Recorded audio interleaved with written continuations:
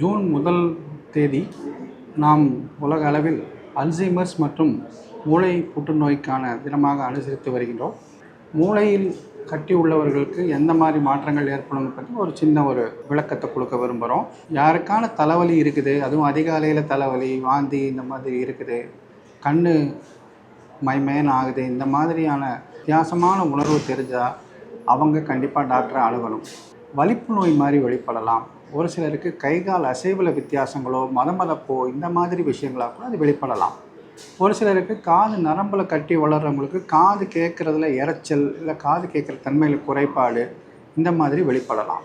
ஒரு சிலருக்கு கண் நரம்பு சுற்றி இருக்கிற பிரச்சனைகளுக்கு அவங்களுக்கு கண் பார்க்குற பார்வை, சைடில் பார்க்குற விஷயங்கள்லாம் தெளிவாக தெரியாமல் இருக்கிறது, இல்லை மேடு பள்ளத்தில் நடக்கிற மாதிரி உணர்வு, இந்த மாதிரி மாற்றங்கள் ஏதாவது இருந்தாலும் கண்டிப்பாக அவங்க டாக்டரை அணுகணும். ரொம்ப காமனாக பார்க்குறது வயசாகிறதுனால சில பேருக்கு மறதி அப்படின்னு நாம் நினச்சிக்குவோம். ஒரு சிலருக்கு பொருளை வச்ச இடத்த மறந்துடுவாங்க.